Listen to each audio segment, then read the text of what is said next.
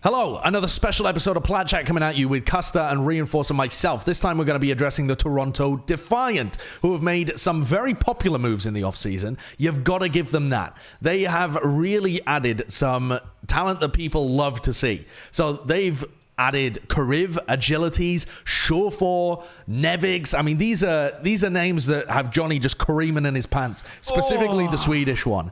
But so good. I think this is going to be one of the most popular teams in the league. And I think from a marketing point of view, just to address that quickly, it was a genius plan. It was the only plan that was going to work because Toronto weren't going to be able to shell out the money to get a genuine championship roster. And if you can't win, you better be popular. And nobody gave a shit about Toronto. Like, even when people were talking about the worst teams in the league, I even forgot that Toronto existed. They got one win in the second half of last year, and no one was talking about how bad they were because no one gave a fuck.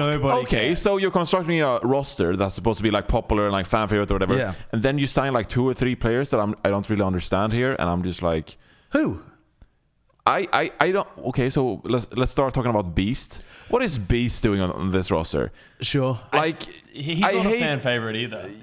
I hate throwing shade, but a bit of a favorite with the people that like North American, like people love North American, i.e. like homegrown talent, and also he had success on Fusion University, so people liked him. I wouldn't say that he's a big star, but if you compare him to like if they had signed Lulsish, for example, I would say that Beast has more potential to become a fan favorite than Lulsish. I'm biased. I cannot comment. Well, sure, you're my argument becomes, if you don't sign Beast, who do you sign?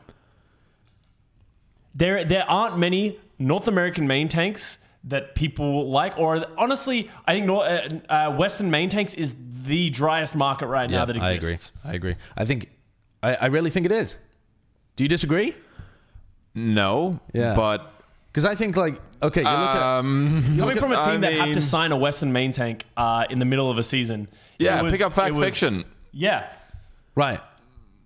Hey, we did fine. We did fine. As you said, we did fine. Well, it's like, but I mean, you could have picked up Fact Fiction for this role, and he would have been a little more popular. But I think does that say more about Fact Fiction than it does about Beast? Yeah, I think so. But also, oh my God, my phone decided to okay Google me.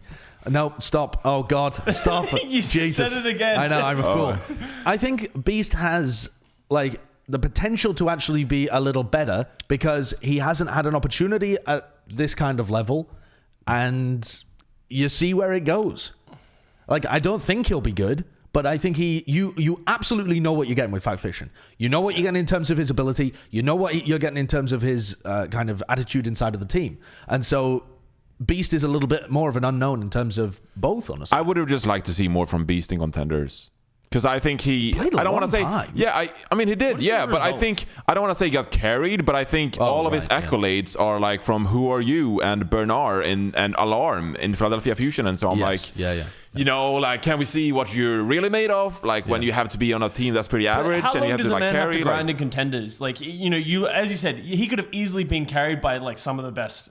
But at the end of the day, you look at his track record. It's a good track record. He deserves to be in the league. I don't think anyone would be super surprised if he did end up crashing and burning. It's like, oh, okay, maybe he was getting carried this whole time. But I think he deserves his shot to prove that he actually has what it takes. Okay, but would you say he's a bottom 5 main tank in the league?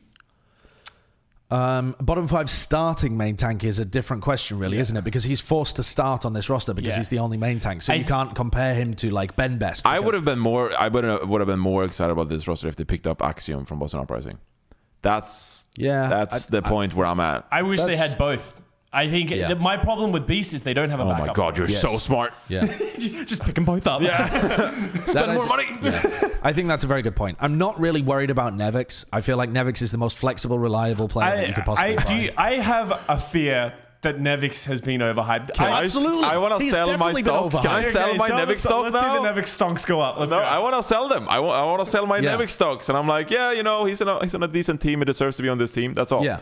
And I think I also think that that's fair. Like, Nevix, I think, is perfectly fine for a team like this that will be aiming to try and sneak into playoffs. Yeah. Like, I think that is the goal for a team like this, is that you've constructed a popular team that has some talent. You know, you've got your Shawfor, you've got your Agilities there. Your backline's pretty decent with Kellex and Kariv.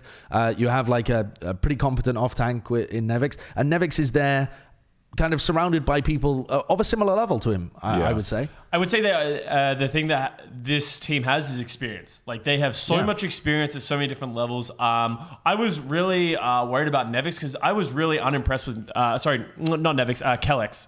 I was really unimpressed with him in last season. Yeah. But I actually thought he played pretty well in World Cup. So seeing him sort of like do a little bit better on the Lucio role, I was impressed with. But next to Kariv, I have so much respect for Kariv, especially on a team like this. He's a very flexible player, very good player to play with. I would say my biggest concern for this team is the DPS lineup. Ooh. And the reason I say that is they have a lot of experience and they have a lot of talent, but they have Logix who is good at hit scan, but I feel like none of these players are really going to be just the best. You know what I mean? Like they're all, I would say, middle of the table DPS players. And if they get caught in a tough spot, I think they could flounder. This is actually one of those teams in the league that I think are going to thrive from playing in homestands and on the road. I agree. I think that they're going to enjoy playing with each other, and they're going to go on stage and just be like, let's go. I'm so excited. That was actually something that Jay, the GM, deliberately said in an interview. He said, when we're building this team, we know that they're going to be going on the road the whole time. You have to be friends. If you're going on the road the whole time, you need to be friends and you need experienced people. So that's one of the ways, like, driving philosophies behind the Meanwhile, if they were to play at the Blizzard Arena for a year, I think that they would have potentially like started falling apart, and they would have been like, holy shit, this is our day job. We're grinding 10 hours a day and we're going to this arena back and forth, etc. I think over time they would have gotten tired of each other, but just the opportunity to spend more time with each other outside of the game, I think is going to help this squad. And I think players like Logix, who we've seen before, thrives when he's like in a good mood and has good confidence and all that stuff. I think he'll thrive with this roster, and I think actually, I think I'm expecting this team to do better than people give them credit for. I think people are a bit low on them. What do you mean by people give them credit for? Do you mean better than mid-table? A lot of players, or not players, but a lot of people are just saying that they're like a bottom team. I don't think they're like bottom three or whatever. I think this is a solid middle of the pack team. I don't think it has much highs, but I don't think it has many lows as well. Yeah. The more you guys talk to me about this team, the more I believe in it, because as I said, like I think the thing that I respect the most about this team, other than Beast Holo, there is not, I think, a very weak link on this team. Yeah, that's my issue, though, really, is Beast. Like, if Beast is bad, this team just falls apart. Yeah. And I think they have to pick up another main tank. And at that point, you can... Like, if they're trying to get a great team atmosphere and there is one obvious weak link, nothing ruins a team atmosphere than the feeling that everyone's ganging up on someone. Everyone knows it, and everyone knows it, and everyone's like talking shit about them behind their backs and that kind of stuff. I'm rebuying my Nevix stock right now, because I think that Nevix could be a great off tank to help Beast sort of get comfortable in the league as well. Sure. I think that Nevix, as of late, he's become a way more vocal of a player, and I think during his time in the Shock, when he got coached by Krusty, etc., he's way more vocal, he's smart about the game, shot calls in a different way, and I think that can help Beast a lot when it comes to being part of a duo in the front line. So I actually think Nevix could help Beast out a lot. And I just want to make a point about Kellex as well. I think he was in a bit of like franchise hell last year, and I think that affected his performance on stage. And I think he was like, well, fuck, I'm on the Boston Uprising, I'm really screwed. He was just doing his time in prison until he got out. Yeah, exactly. So I think now maybe he's a bit revitalized going to this squad, and I think he'll perform a bit better than he did last season. Then again, I mean, he's known pretty much only for his Lucio. I don't know how much we can consider his Baptiste or his Mercy. And I have a question. Who leads this team? I don't think it's a good point, though, because I think there's a lot of very quiet people on this team. I don't think you need like a... I think this team is so well-rounded when it comes to personalities that I don't think you need like a direct leader. I think what I'm scared of is perhaps giving Surefour a bit too much room to go on his rants. I think Surefour will be the leader. I think Surefour will take this team and just make it the Surefour show. If I was Mangachu, I just grab Surefour by the balls and just like make him I don't think that's... Mangachu's a very quiet dude. He's funny. No, he's quiet and he's respectful. Yeah. He's not the kind of person to step up and shut someone else down. Well, I think Surefour has that kind of ego that I think will lead him to run this team. It's very different to play with a player like every day and meeting them at an event, like we do. I've played and I've talked to people. I've known Liam for years. He was a TF2 player.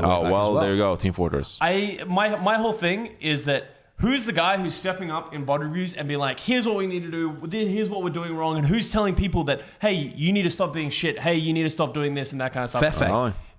Yeah, he did great with the Paris Eternal, right? Like, is he going to be able to step up and make those calls? Like, they can definitely get over leadership if they have an incredibly strong coach. But I don't know enough about any of these coaches. I actually really like Fefe like being him? the coach of this team. I don't think maybe he did that well with Paris Eternal, but I think he really fits the environment of the Toronto Defiant, and I think he really has the opportunity now when you have so many like quiet people in your team. I think that Fefe has an opportunity to step up to the plate and be like, yo, I'm the head coach, bitches. Just do what I'm saying, and then players can chime in, like Nevix can chime in with some advice, or like Sherfo can chime in, and Mangashu can say his, and then Fefe just like the deciding factor. So I've just talked myself into the Toronto Defiant. I think you guys, I think you've talked me into the Toronto Defiant. Wow. I used to have them below top 15, but I think I could probably pretty confidently put them 13th or 12th, I would say. Yeah. I think when you look at the board, let's bring the board up, and then we'll do the over-under as well. Yeah. But when you look at the board, you've got Paris and London, who both could be dreadful, but both could be good. Yeah. And so it's hard to put them on a ranking because there isn't like a range that we're putting on here.